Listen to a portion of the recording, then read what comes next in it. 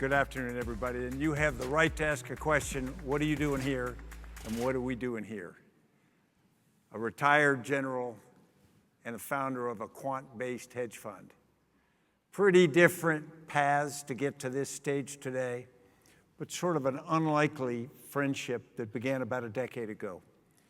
And it began back when I was asked to come participate in an event by a quant-based hedge fund, WorldQuant.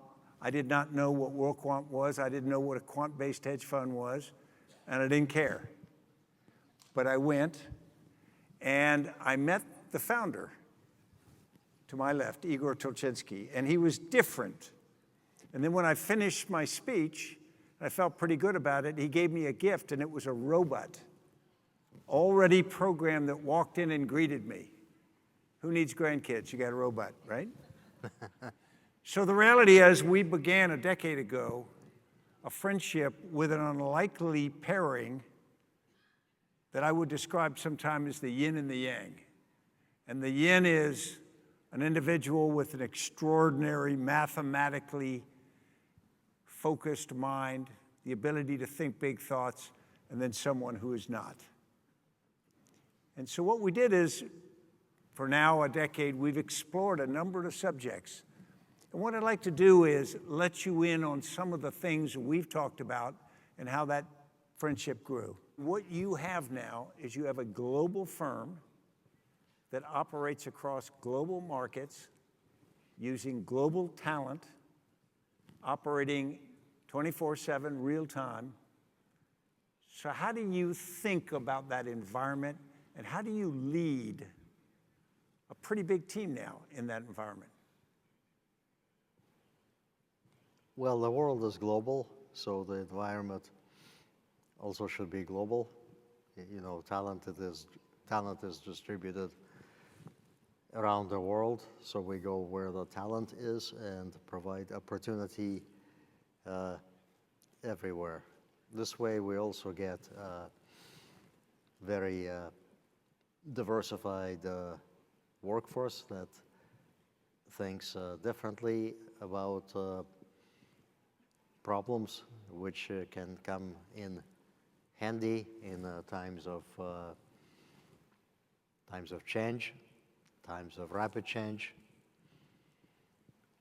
and leading such an organization is basically enabling the innovation to take place, not putting too many roadblocks in its place. You make it sound easier, but I've been watching you. It isn't that easy. Because, all right, you build this extraordinarily complex machine to deal in a complex environment, and yet there's always a temptation for an organization to optimize, meaning as soon as the organization gets it right, they're very profitable or get whatever other outcome. People want to nail down, the solutions because you want them repeatable. And so leaders can't let that happen. Why?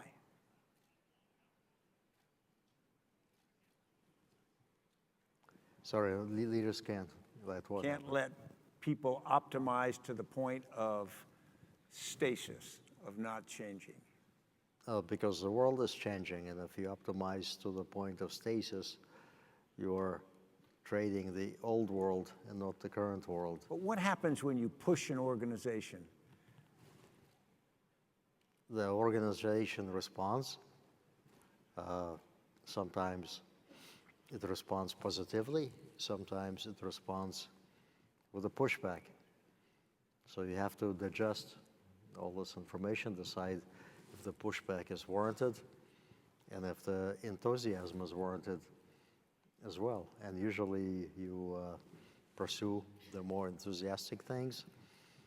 Think again about things that get pushback. Think if the pushback is valid, and repeat. While you're doing that, new things happen, new things to think about, new pushbacks to deal with, and new things to get excited. So it's like a never-ending loop. Where does courage come into this? Because Most of us know when we lead an organization, we would love to say, let's go this way. Everybody falls in, cheers behind you. And then it's pretty simple because you are following the will of the people. But if you say, no, we're going this way, you think this way is better. You are trying to get the organization to go that way, but maybe you have a critical mass in the organization that is resisting or pushing back. Where does it take individual courage in the leader to push in the direction, even if they're not 100% sure it's the right way? Certainly, sometimes these situations happen where it's you against 1,000. And you better be sure in what you're thinking, because 1,000 people think something else. But if you are sure, then you have to push, and you push it a number of different ways. You push it through different people, different channels, and you push very, very hard until it happens. Then it happens, and hopefully you're right, and everybody loves you, and that's a happy ending. Have you ever pushed it and been dead wrong? And then what did you do? That has happened once.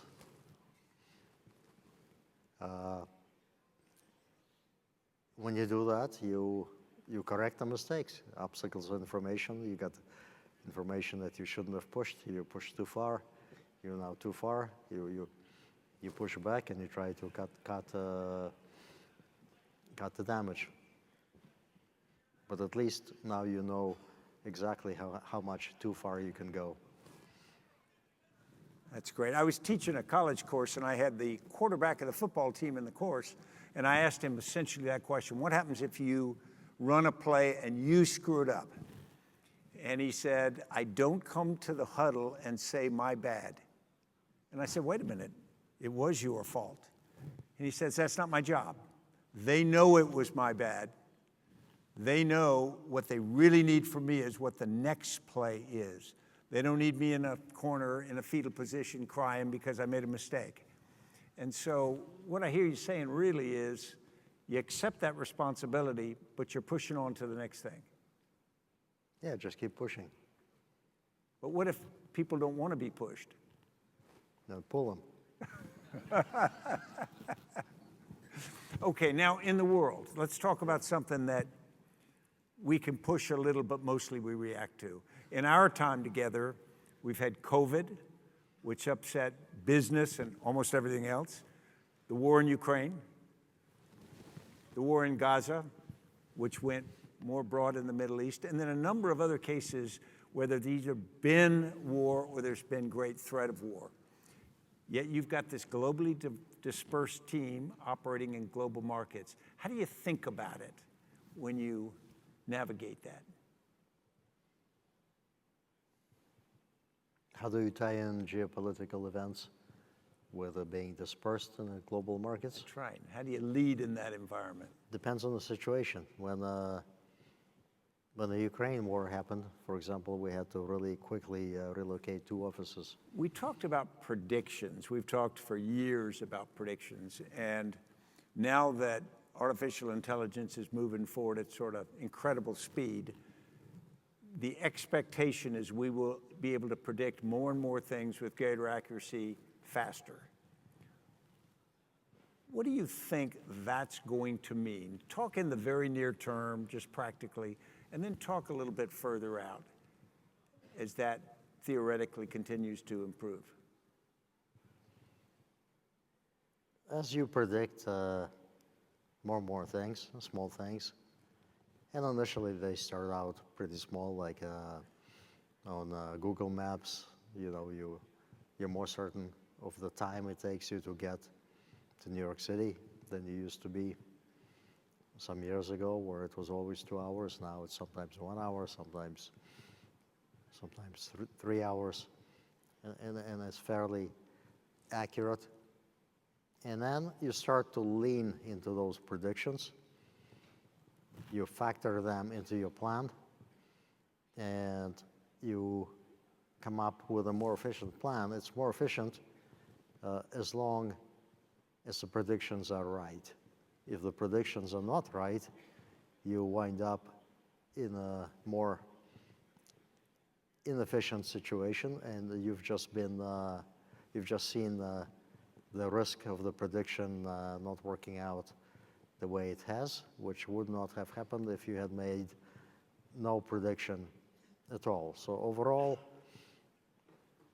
the predictions work. Overall, the world is moving faster, better, more efficient. But sometimes there's a glitch, and there can be some volatility related to the fact that you're predicting. When you think about your evolution into this role, and you studied science, you studied math, you studied computer science specifically, you also studied the arts. What's the intersection of the disciplines? How's that affected you, and how's it going to affect leaders going forward? That's really, to simplify that question, what should people be reading and thinking about? What should they be studying? What do you tell your kids to study?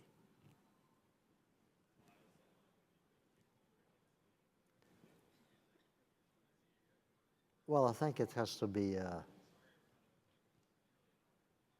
mixture of useful but somewhat orthogonal things. Things like mathematics, physics, statistics, quantitative methods, they all fall into kind of one category where they might be correlated. But also things like arts, especially creative arts, where you're drawing, where you're creating something, and you're not using the computer for that. And that develops another side of your brain. Then you have games, things like chess, things like poker, and various other real-life situations. And you put it all together, and you're kind of ready to navigate this world. And I say kind of because there's always more, and technology changes, everything's getting faster. But it's good to start with a basic understanding of how such things work. I've often thought that leaders, whether they are heads of state or they're CEOs or they're generals or whatever they are as much shaped by the team around them as they are by anything else. And so the skill and wisdom a leader shows in building a team around them. If you were trying to build the perfect team around you to make Igor Tulchinsky as good as he can possibly be, what are the kinds of skills and personalities that would do that? Well, you want everybody around you smarter than you, quicker than you, and different from each other, so that you can, you have an idea and you can dissect it 5 different ways, see if it's good, see if it's bad. Usually it's bad, by the way. But the ones that are good have passed through 5 different tests and have 5 great people to implement them. So you want, you know, there's a saying that A players hire A players, B players hire C players, and so on. You want A players to hire A+ players. Yeah. I know Igor's team, so that's a loaded question. And in reality, what he's done is he's created a team that doesn't agree on much. And yet, they complement each other, and they push back against you. They almost act like shock absorbers. When Igor's driving too fast in a direction that they think they need to think about, but together it creates a synergy that I think is pretty positive. What's the hardest part about leading teams around you? Not the big organization, but the people who see you a lot.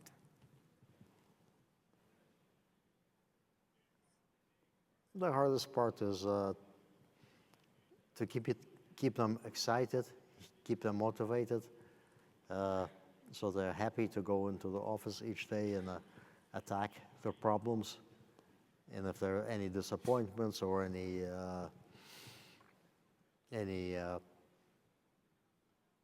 human issues between people, so that doesn't get in the way of creativity and innovation, which is really a strong positive, and it's just fun. It should be fun. I'm going to ask you a couple of personal questions now. What happens when you succeed? You know, the old saying, the dog catches the car, doesn't know what to do with it. You know, we usually start our careers with some idea of what success would be. It might be creating something, it might be a certain level of wealth, it might be a rank or something. What happens when you succeed in your case? Because exterior, it looks as though, okay, Igor's got it. What's the point? Why do you get up in the morning? What drives you?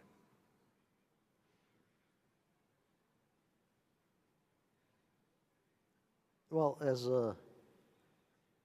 as you succeed, you can separate the successes into early successes and the later successes. And the early successes, you succeed, you feel great for a week or so, and then the new problems come, and then you kind of get back to the normal state of doing things.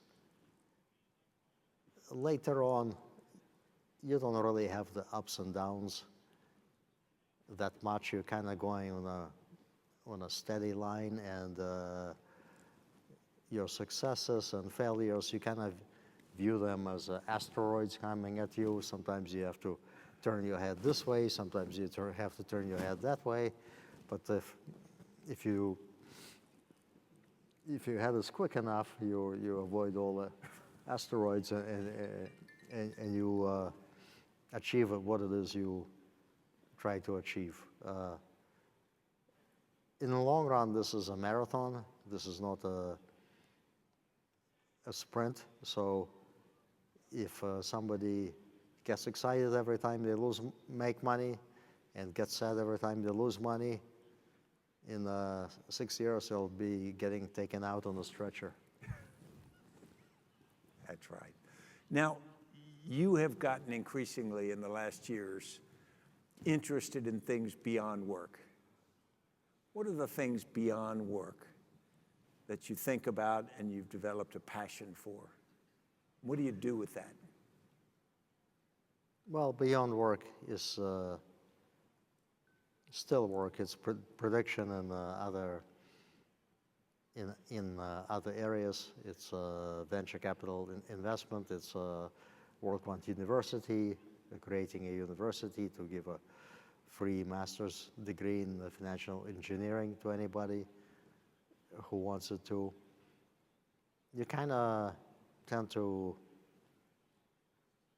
see what you have and see how you can leverage it into interesting things, and that's how you grow in different directions in an efficient way. And how about causes? You're interested in the world, you're interested in Israel, but you're also interested more broadly than that. But what are the things about the world that now you've got a little bit of distance and age and wisdom to view them? Well, the world is really fascinating. You know, you watch the world and you can't take your eyes off it. And if you're in the middle of it, somewhere where things are actually happening, you understand that this is where life takes place. It doesn't really take place in newspapers. It doesn't take place on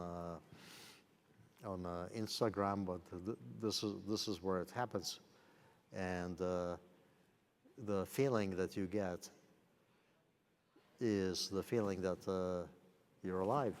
you're doing something meaningful. And that's a very good feeling to have. It's very easy in a business or any profession that is all-consuming to be all-consumed and to not have time to take blinders off and realize that the world's out there and that there are people who need help and there are things, a difference you might be able to make. Okay, well, let's go back to sort of the beginning. Suppose we wipe the whiteboard clean today and you were starting all over with no assets, no connections, but we are where we are in 2025. What course would you pursue now, knowing the world as you see it, knowing technology as you see it, knowing business as you see it? Where would entrepreneur Igor Tulchinsky aim now? I would probably strongly leverage AI, and I would build systems from the start that are optimized for this kind of this kind of technology, because you can't build today a system. You can have a system today that was built 20 years ago that's very successful, but part of the success is the legacy that's in it, all the data that it has that you really can't get anywhere else because it's the data that you have captured under such and such conditions, and so it's got its own data that's not replicatable. If you start from scratch, you should focus on making very efficient systems, making use of new technologies, making sure that as technologies change, you'll be able to change with them, making sure that you'll be able to educate your employees fast enough to where they can keep up with it. And in the end, people make plans, but the world works very tactically. So every time you make a decision, think about it. Are you doing the right thing? Because if you just do all the right things, pretty soon you'll have a tremendous success on your hands. And if you don't, then the environment will take care of you. Is there a sector that screams out at you? Young entrepreneur Igor would go into using AI like that?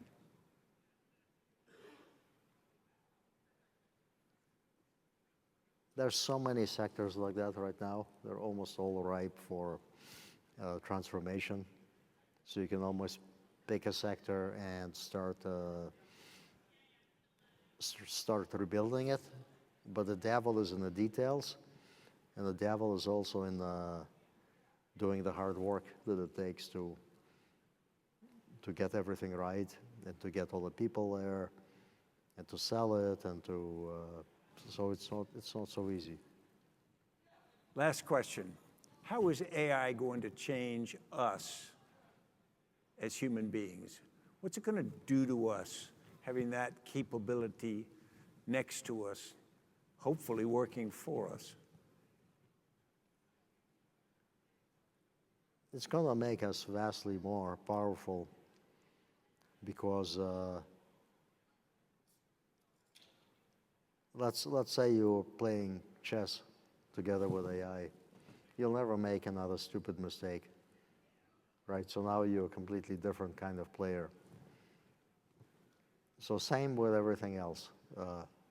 With AI by your side,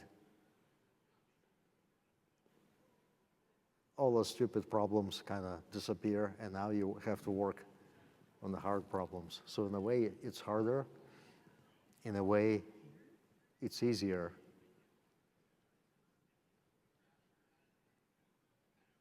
But certainly, much more will be produced much faster than before. And by the way, I don't think that the generalized intelligence is that far away. In my case, I hope not. I can use it. Igor, thank you so much for a tremendous conversation, for the years of friendship. And thank everybody for the time today.